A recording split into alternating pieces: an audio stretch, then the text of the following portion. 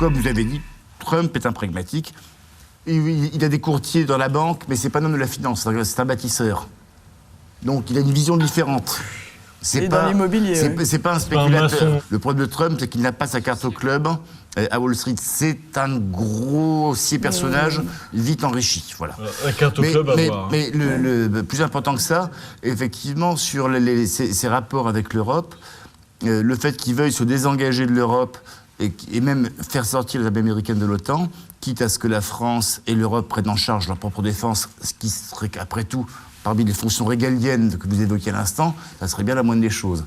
Mais ça, c'est un mouvement qui a déjà été initié à l'époque de Barack Obama et même avant, sachant que le centre de gravité géopolitique, depuis des siècles, a démarré dans la Méditerranée, qui était le lieu de entre les empires arabes, l'Espagne, le Saint-Empire romain germanique, la France, l'Angleterre. C'est là que tout se passait, la Mare Nostrum. C'était ce qu'on appelait le monde. Il y avait un monde plus loin, mais on ne savait pas qu'il existait.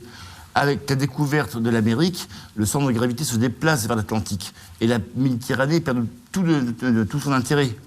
Et maintenant, il est en train de se déplacer vers le Pacifique, d'où les tensions à répétition entre la Chine et le Japon, la marine chinoise qui fait les fiers à bras là-bas. On en arrive à la Constitution européenne. C'est vrai que on a vécu depuis 1945 assez tranquillement en Europe parce que il y avait le parapluie militaire américain. Et il ne faut pas oublier que les pères de la Constitution européenne allaient quand même prendre leurs ordres à Washington. Là, on se retrouve comme un enfant au square, on va au manège, sauf que papa ne vous tient plus la main. Donc maintenant, il faut peut-être se débrouiller un petit peu pour payer son ticket, retrouver le chemin de la maison.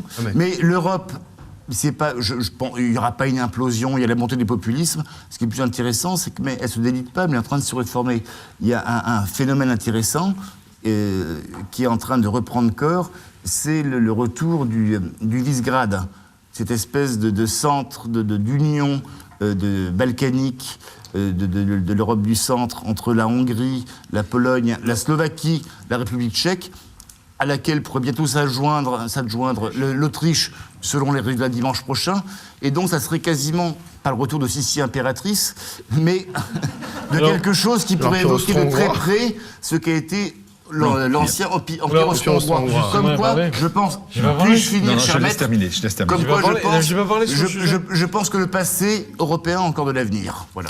Un dernier mot. On est pour 10 secondes.